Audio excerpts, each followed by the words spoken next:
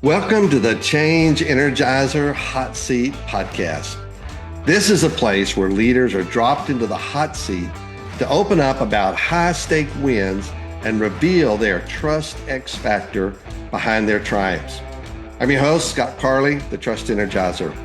I believe the confidence people have in the way you show up, your character, and your expertise is the real game changer. When trust is high, people don't just perform, they pull off legendary Super Bowl wins. Today's guest is Rachel B. Lee from Standout Authority and Humanize. You call Rachel when you want to humanize, and that is spelled Y-O-U, humanize your brand. So welcome to the show. So glad to have everybody with us today. Thanks for coming. So Rachel, tell our audience what you do and who you serve. Thanks, Scott, for having me. Absolutely. So I am your LinkedIn top voice, branding lady boss.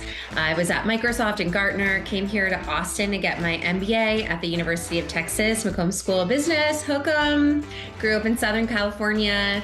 I'm a stepmama to a 16 and 13-year-old, and I'm a mama to Ava, who's 2.5.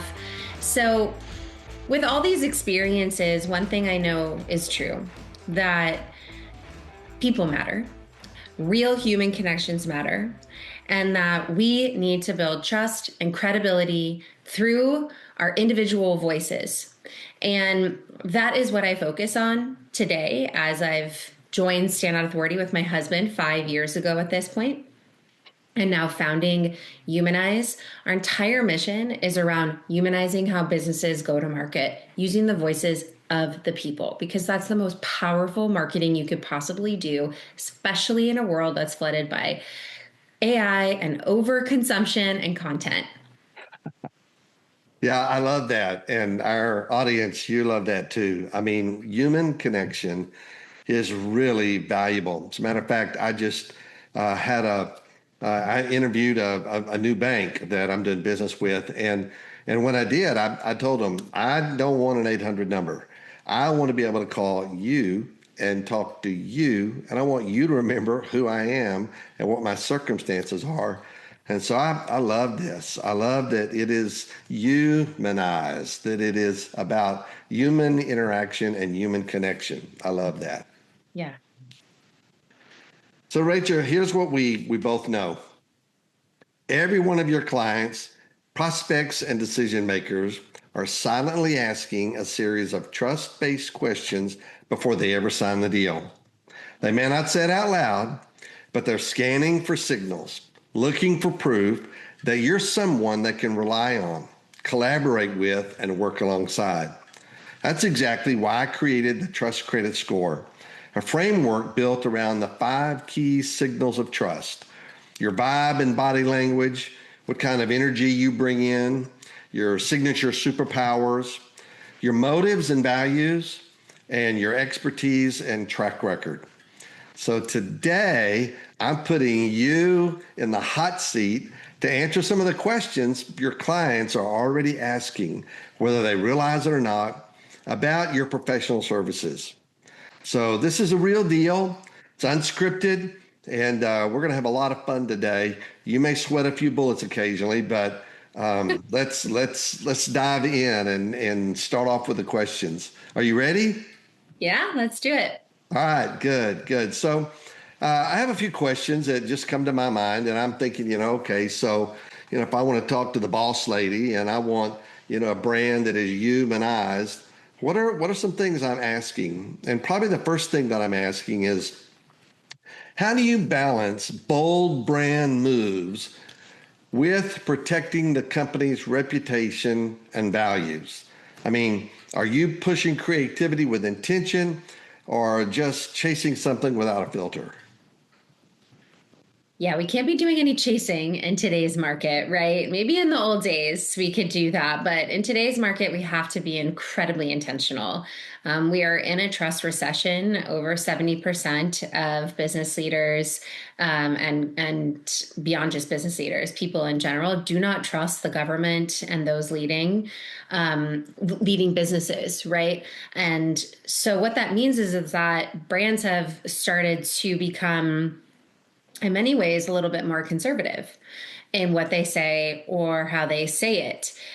I don't actually agree with that. We have to press the edge. We have to stand out. We have to take a stand. Now, the question is, how far do we go? Right? How far do we go? And that gets answered by ultimately who is their customer, like their core customer. And most companies are pretty unclear on that. Many companies are going after aspirational markets or people. They're not actually paying attention to their base that's giving them the most money, you know? And so Yeah. it's a delicate dance because, and of course, this question is different based off of what your company does, right? A law firm or wealth management or financial advisors, those have a lot more rules and regulations. You cannot say everything, right? But Oh, it, yeah, absolutely. I mean, the SEC or whoever regulates them will just be all over them if they make a promise that they can't legitimately back up. You right. have to be careful about that. Right, exactly. So there's that side of the house, but then you have people that maybe have a cool hat company, right? Or they're an author, or where you are the personal brand is the business, right? And Scott Carley is very much that. Yes, you have your methodology, and you are the vocal point of your business. It's why people are going to work with you and hire you. So it is important that you do have a position in the market. People need to know Scott, right? And so I hate to say that it depends, but it does depend. And it depends, and it always has to start with the core customer and being super clear on your values. And Yeah, I frankly, was just fixing to, I wasn't going to necessarily ask that question, but part of what I'm thinking is the more clear that a person is about their core values and where the edge is for them. And when they say, okay, I'm willing to go a little bit deeper in this. If you don't have core values, that means you're borrowing somebody else's. And mhm. so to be able to actually define your core values makes it much easier for you to know where the edge is and how close to it or over it you want to get. Is that right? Yeah. I read something years ago and I thought it was really cool at first time I read it. And it said, if you're not living on the edge, you're taking up space. And so I kind of played that rule for a little while. I thought that was so cool. But then there were some areas where I fell off the edge and I'm thinking, oh, okay, I want to pull back a little bit from the edge. And so you have to have a balance in how close to the edge you want to be on some things. So uh, anyway, I love that. So, kind of a next question that follows that. In what ways do you ensure that your branding strategies align with real customer experience, not just what looks good on paper or a pitch deck? I mean, do you have brand storytelling um, effects, or tell me about that? Well, it's real easy. Talk to your customers. It's real easy. Get out there, get in the field, get on the calls. Like, there's no better way to know if your product or service is the right fit than to go talk to them. If you're not closing or people aren't buying the service, whatever, there's a lot of different business models, then either there's two things. You're going after the right audience, wrong audience, or your product doesn't work. That would be a yes, good observation, good resolution. It's amazing to me how many people are afraid to ask questions. Or maybe if they're not afraid to ask questions, they just don't realize how important and how powerful that is. And so to be able to go to your customer and say, tell me what you like most about this product. Oh, I don't like it at all. Oh, okay. Well, what do you not like about it? Is there anything you do like about it? And Yeah. just to ask questions and drop the guards so that you're not defensive and people can and really tell you what they're thinking, because the minute they tell you what they're thinking, then you can make adjustments accordingly. Is that kind of what you're talking about? Yeah, let me give you an example. Yeah. So we have a cohort going, we have for Humanize, we wanted to do just this. As we built this platform and this product, we said we want to actually have a cohort of beta test users where we're getting on with them every other week. They're learning our framework.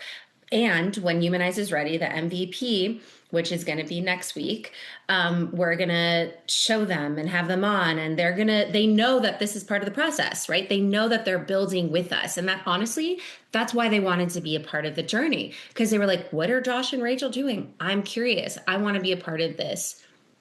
So, one, as we're in MVP, I now have a group of 22 people, right, that are going to be my beta test users. So, and we actually charge for that. Number one, that's just one way in which you can do that, right? Yeah. Grow and create with the people. Another example in this cohort, as soon as we had our first call, one of the people said they wanted a refund back. They wanted out. And at first, I was like, why? Well, what did we do? Like, what did I say? Like all these like little, all these like worthy things, whatever got into Rachel, or, kind of pissed, like, well, what the heck? And instead of being annoyed, what I said was, hey, I'm surprised to hear this. Are you open to getting on a 20-minute call so we could just connect and I could hear what's going on and what kind of, just give me some feedback. She Yes. was Yes. so taken aback by that I would have a one-on-one with her. And she was actually out of New Zealand too. So, she's even more of this commitment. And in that call together, we like had this wonderful connection. And she learned, actually, we're going to keep, I'm going to send her the beta test. And like, it was the reason why she stepped out had nothing actually to do with what I thought it was. Yeah.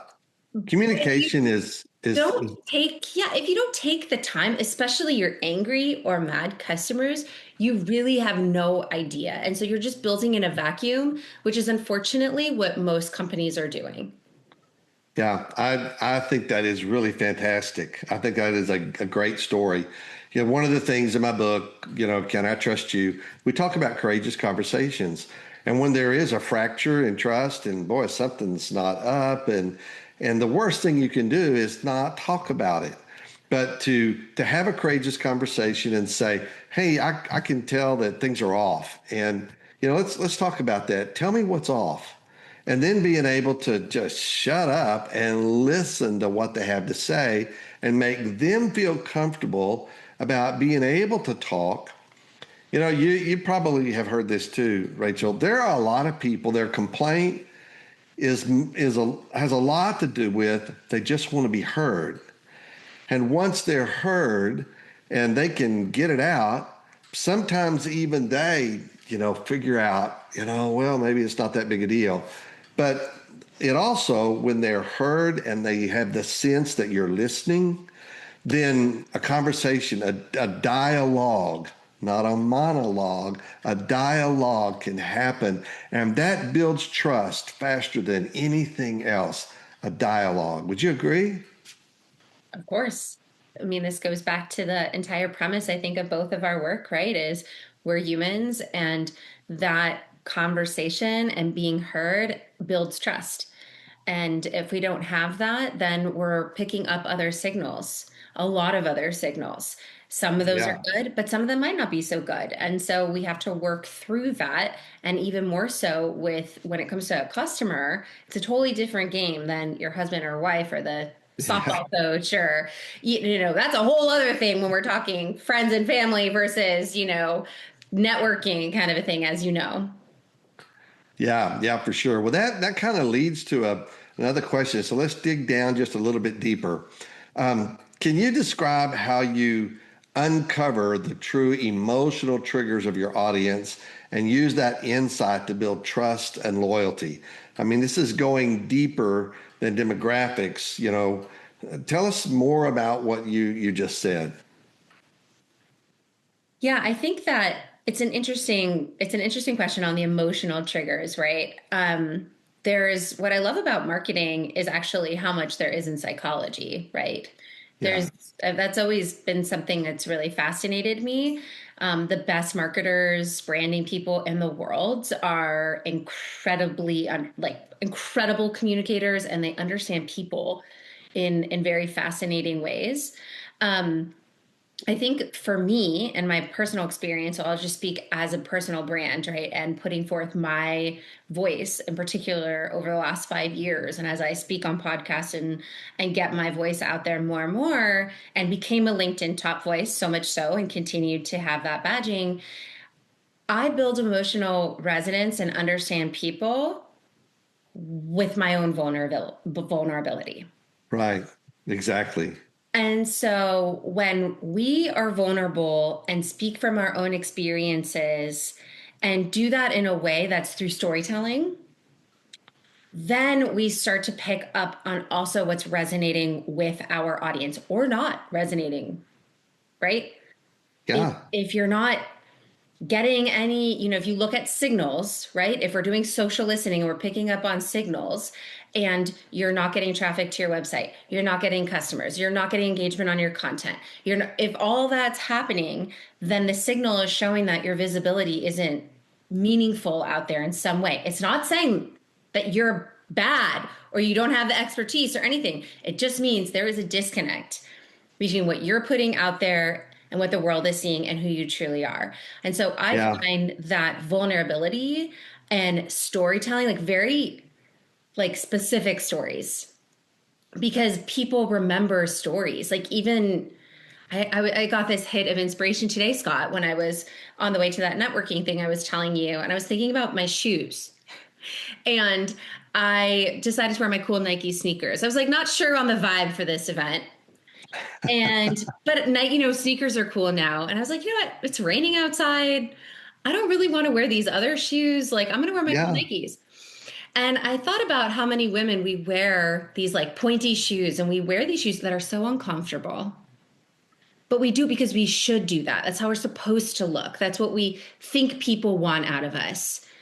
But we're tired of that. I'm just going to wear the freaking Nike sneakers that make me happy and feel good, and I'm comfortable. And I did a quick 30-second video on that. And we're going to get that out. And I know that the women in my world are going to get it so much because it's a reflection, and especially in Women's History Month and what we're experiencing, how often we are doing for others instead of what we truly need. Yeah, I think that's a. I'm really glad that you brought that up. I think that's a beautiful illustration. Probably the first thing that people score us on, and I like to use the word score instead of judge because I created the trust credit score. But one of the first things that they score us on is our vibe.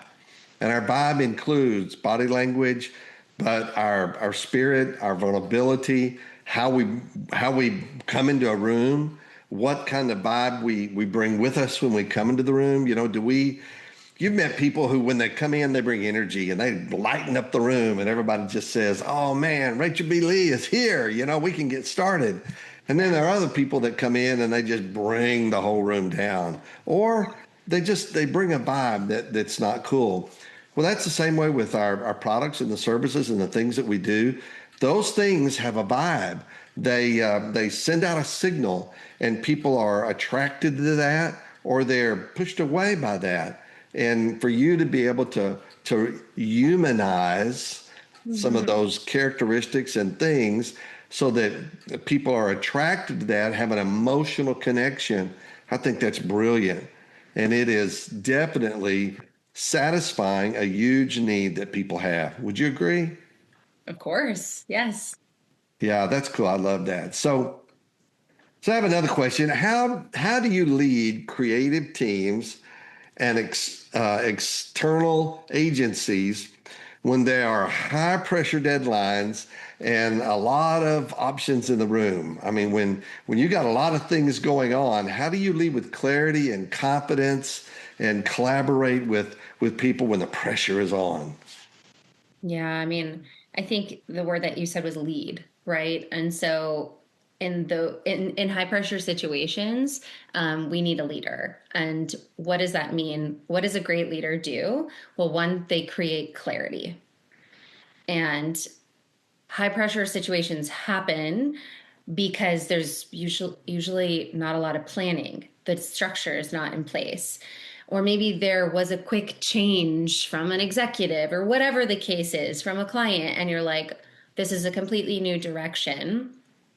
This is going to take us another, whatever, 2 weeks, right? Or this is going to cost us this much money. And what happens is a lot of time a leader is not properly in place to actually push back on that client, to actually say, wait a minute, like what's at the bottom of this high pressure situation, and protecting the team and also working with that client to get to really like what's the root of what's going on. And in my experience, the best managers and leaders that I've had are always in it with the team, and they protect that team. They protect their time, they protect their focus, and they also know what they're really great at and what they're not really great at. Oh, that's really important. You said two things that really grabbed my attention in all of that. And one is you asked the question, okay, why is there such high pressure? And is if high pressure is, just a deadline, that's one thing. We really need to become an elite high trust team so that internally we have high trust and we can work together and get things done. Or we need to look at that and say, okay, is there pressure because there's a misalignment? And if there's a misalignment, then we need to go back and line things up because misalignment is never going to work. That means I'm always going to be not who I authentically am, right? 100%. And in as a business owner, the last couple of years, I've had the most, as you said, courageous conversations Way to go. than I've ever had. I've had whatever conversations, yes, in Microsoft and Gartner and MBA and like agency life and all that, when it's your own business and there's clients that are coming in, they're not happy, or there's this and this happening, and you need to come in and say, what's going on? And then maybe there is bad thing. Maybe your team is messing up, you know? Yeah. you know and so often there is misalignment in what they're communicating, most commonly, my experience, what is scoped, what is in the scope versus what has now evolved into expectations, because you start to give more and then clients will take more, right? And so, yeah, I mean, so many courageous conversations and so much alignment and realigning. And I think that's the job of a great leader. Thank you for tuning in for another episode of the Change Energizer Hot Seat. We're taking this to local companies and conferences around town. If your company would like to bring me in to do a hot seat episode, just like we're doing right now, bring one of your key leaders, putting them on the hot seat and asking them 7 or 8 questions about, can I trust you? And let them vet and showcase why they are trustworthy, then give me a call. Reach out to the Change Energizer and let's get into your company and let's really raise the roof, raise the temperature a little bit with the Trust Energizer Hot Seat.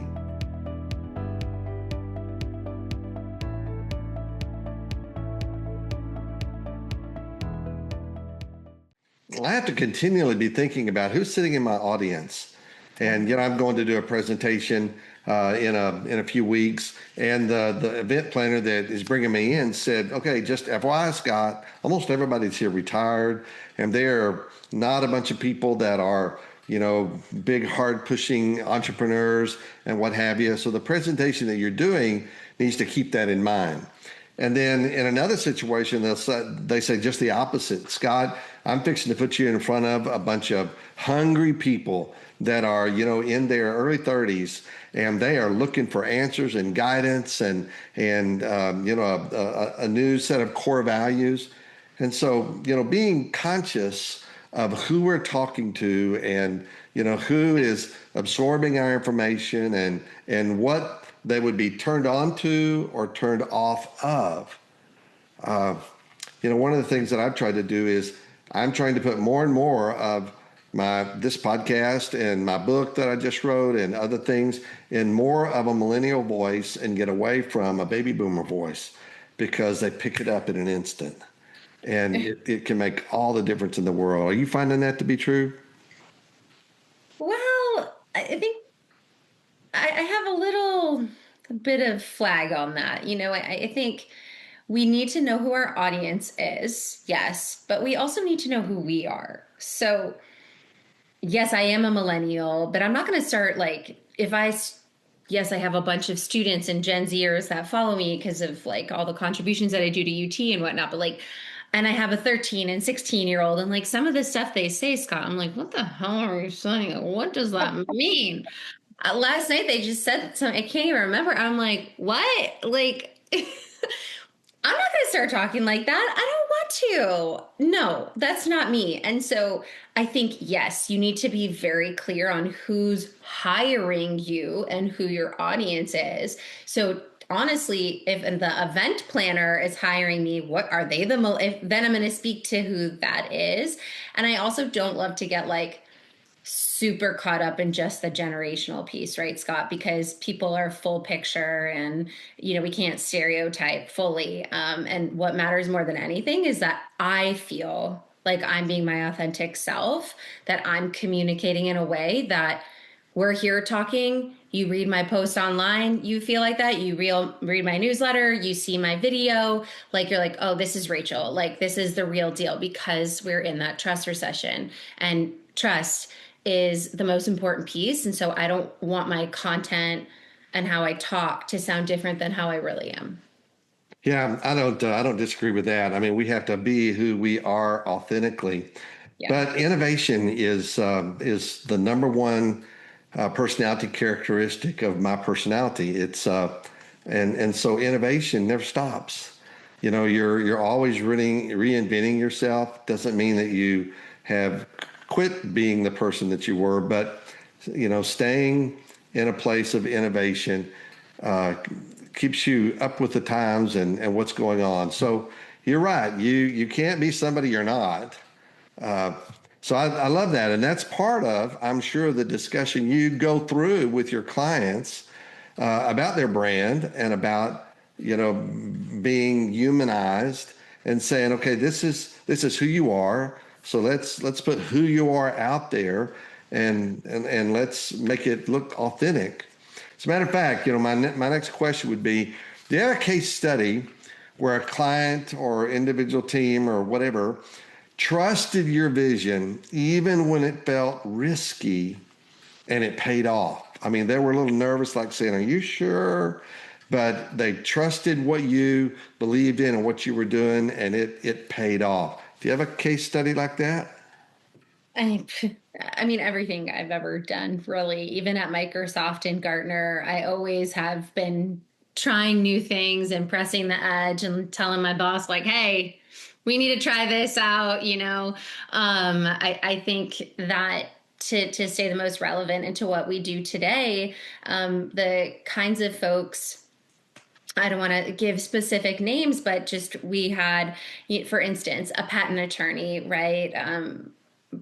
Older, in his 60s, and never really put himself out there and was kind of scared, right, to do it, and never really did marketing, and but knows that he has to have a presence, right? Like to especially as a lawyer, Yeah. people are going to be looking you up on LinkedIn, and for a business to keep coming, you can't just have referrals as your core revenue these days. It's a risky one to have. And so with him going through that process of what's your origin story, which, felt he's like, why are you asking me these questions? Like, why do you want to know about that? And like, honestly, all of the people in our first sessions when we're going through our architecture, they're like, you're asking me about my childhood? Like, we're going deep here, Rachel. I didn't know I was going into a therapy session.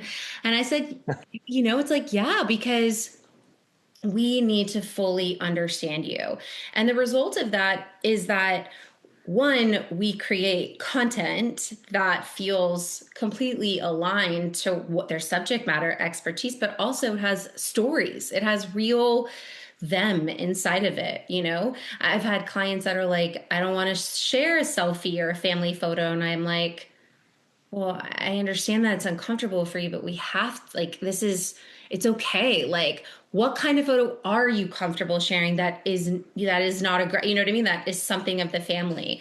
And but that's what people feel, right, Scott? And so we have to meet people where they're at, but also push them, right? And what happens is we start to see their profile views to 3x. We start to see their connections growing by the hundreds. We start to see those messages coming in that create opportunities, right? And so it's a Yeah. whole flywheel that happens when we choose to put ourselves out there in a way that might feel uncomfortable, but we know it's also in service for. Yeah. People want to do business with Yeah, a human. they They do. want to have a That's relationship it. with a human. And newsflash, your picture is already on the web. People have already posted your picture in a crowd or with other people or on a camera somewhere in a store. Your picture is already out there. So there's almost none of us that somewhere, if somebody Googled our name, our picture would pop up somewhere. So you're already out there. Yeah, So be intentional about being out there, how I you want to always look, how you want to come exactly. off, I right? always say that. I say you impressions are happening in 7 seconds or less. Actually, an impression is happening within a millisecond when we first got on here, just by that, the vibe as you described. And that's what the neuroscience shows. So the question is, are you going to control the narrative or are you going to let somebody else control it? That's so good. That is the best advice. I'm a big believer in that. One of my favorite sayings that I've adopted as a business owner: things may come to those who wait, but only what's left behind by those who hustle. Mm, So be intentional, hustle, and Stephen Covey in his book, I guess 7 Habits of Highly Effective People, he gave me a fascinating. word that changed my life. I mean, it changed my life, and that was be proactive. Hmm. And if you're not proactive, then the opposite of proactive is reactive. And when Mhm. you're reactive, that means something happens and you respond to it. So you're constantly in the defense. But when you're proactive, you're intentional, you take ownership, then you're in charge because I put my picture, I put my presence out there, and this is how I want to be remembered and seen and known and understood. So I love that. I think that is our responsibility to be proactive, not reactive. Yeah. Yeah, that's cool. I love where this conversation is going. Um, so I know that to do all of this incredible stuff that you do, you already said that you have added several people to your team. So what kind of, you know, high trust creative team do you have? Creative directors, marketing analysts, brand storytellers, risk navigators, internal culture builders. Tell me about that. What kind of team, when we get you, what kind of team do we get with you? Yeah. Yeah. Well, I have somebody that's very focused on the client, right? Number one, that client relations. understanding what are their goals, what's our plan, working. That's their job. They're Yeah. understanding Thank you. Thank you. Thank you. Thank you. Thank you from all of your clients. Thank you. Thank you. Thank you. understanding what they need and making sure that we're getting that together with the team.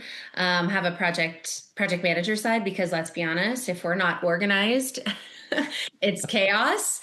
And so we have systems in place, and literally a glue having that project manager. And then there's that brand and content side, brand strategists and content editors, to do the creative work of, well, what's the writing, the positioning, the doing the research of what's trending, and how do we make sure that we're getting out there in the right way for those voices. And then of course there's the actual back end management reporting and whatnot. I will say, it's Scott, it's an interesting time, for all of us, and especially in the marketing industry, right? Because AI, 80% of marketers are using AI in some way. And so what is going to continue to happen is that more roles, I think, are going to become full stack, which is kind of a way to say it in the engineering side. A full stack engineer, I think we're going to have more full stack marketers. And that is something that I'm looking at with Josh and kind of pressing the team, is like, I actually want to have less people doing more things across the board, and having agents, AI agents, and like really getting things trained up that they get to do that, 60-70% of like the research and the nitty gritty and the writing. And then we have a real human interacting with clients, and then also reviewing and making sure, because, we can't trust AI. But Yeah. Yeah. May I say something to that? yeah. So, audience, those of you that are listening intently and you're picking everything up that Rachel is saying, I use AI every day. There's not a day that goes by that I don't use it somehow or another. But here's one of the things that I found: it gives you its opinion and its perspective. And there are many times when AI has given me some ideas about something, and I'll say, "What do you think about this? And what do you think about that?" And it'll just rattle out a bunch of stuff, and I'll say, "Well, can you spiff that up?" And it'll kind of give me the same thing, but maybe a little different. And then this human right here, or some other human right here, will say, "Well, Scott, I was thinking X, Y, and Z." And so, man, I'll type that in, and AI will say, "Oh, that's a fresh perspective. I hadn't thought about that." And it'll spit out a bunch of stuff. So my point is, I still want a human team, because AI is one person on my board of advisors. They are not a team of advisors. That's been my experience. Have you found that to be true at all? Have you ever done anything like that? Yeah, I think that yes, and it is shifting. And we actually know different companies that are building the AI board of advisors, the AI team, and so that you just have Scott Carley. And so I do think that the conversation we're having today versus in a year and in another year after that, it's going to be different, and it is going to be very uncomfortable, which is why we're seeing this sort of change. I'll just say massive change already happening in the workforce. But yeah, I think that we will all have our agents. We're all going to be using things. And then hopefully what that creates is new kinds of human functioning roles, creativity, consciousness, those client relations, strategy, critical thinking, problem solving. I mean, those kind of skills that are learned on the job, frankly. Yep. Yep. Testing, no case study is gonna get you those skills. And I've got an MBA. You know what I mean? Like, nobody's going to teach you the courageous conversation until you're in the meeting and the exec is hammering at you, or the client, and you're like, fudge, like, okay, right? So I think that those kind of skills are going to continue to be the most critical, but then a lot of things that are seemingly easy are not going to be needed for humans. Yeah. Yeah. Well, I do believe that a year from now, we will be having a little bit different conversation, but I think that we possibly might be surprised. I'm already seeing a trend of people who are saying what you're saying: humanize. When you want to humanize, YOU audience, humanize your brand, they're hungry for that because they're feeling apprehensive about just turning everything over to an AI. Yeah. And So they I, should. I, I think I would call that a niche, and I would say that it's a trending niche. While AI is trending, human eyes is trending too because that's Yeah. hey, I That's want why we're onto to. something, Scott. And I'm, with your permission, I may borrow that we're in a trust recession because I deeply agree with that. We are in a I trust didn't make recession. that one up. So yeah, you could definitely use it. I think it's all been kind of passed on and put in your own way. Yeah, yeah. So it's we've talked about a lot of great stuff. Is there anything that we've missed today that one final thought that you want to leave with our audience about what you do and humanizing your brand? Anything else you want to say? Yeah, I think that to me, the most powerful branding and marketing that we can do today is personal branding and focusing on our individual voices, the employees behind the business, the execs behind a business. And I mean, there's a lot of evidence of that too. And so, what that means is that you get to figure out what is your expertise, what's your authority, what lived experiences do you have, what are those stories, but credibility, right? So all of those pieces to have a very specific and cohesive story, and you want to be consistent with that. How things are moving with the future of search and AEO, answer engine optimization, and how AI is really picking up the data is that it is looking for consistency and authority and trust. And if you are saying one thing over here, completely disconnected what's here, that's no bueno, not good.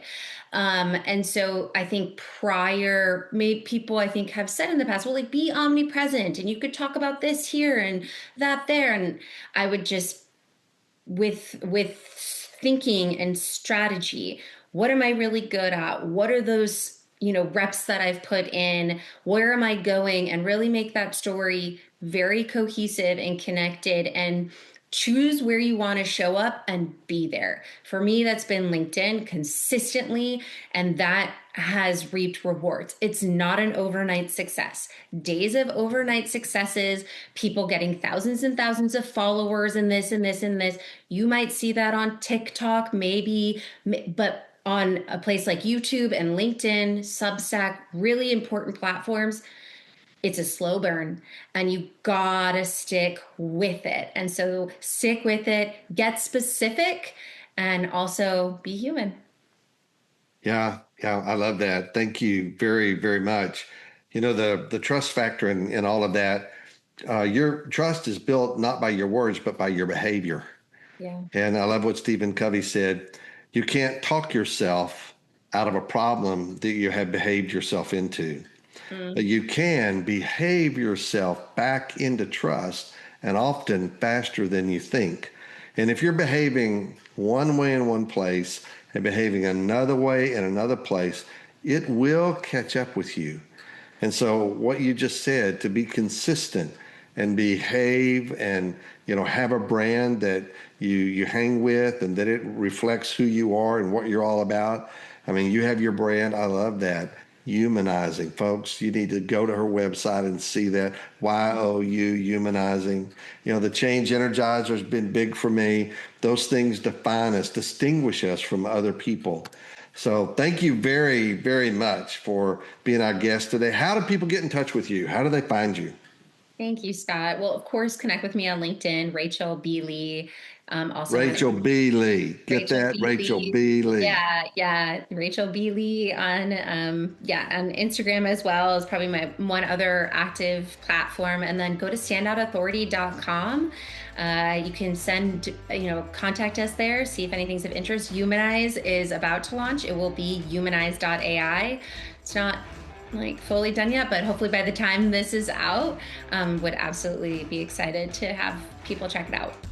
Oh, that's awesome. Awesome. Well, thank you so much for being with us today and sharing your time and your expertise. And I love what you're doing. I love how you're helping people, and you're helping them to be authentic and show who they really are and keep it human. Yeah. So, Yeah. and I want to thank everybody who came today. Thank you for being on the show, and I hope you liked everything that you heard Rachel say. And if you have any questions, don't hesitate to ask us.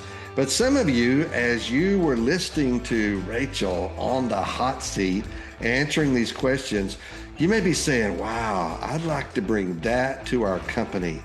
And we can do that. We can come into your company and get one of your key leaders. We'll talk about trust and then put them in the hot seat so they can showcase why they're trustworthy. So reach out to me. Be sure and subscribe. So glad to have you here. Thank you very much. This is Scott Carley, the Trust Energizer. Thank you, Rachel. Say goodbye to everybody. Bye now. Thank you.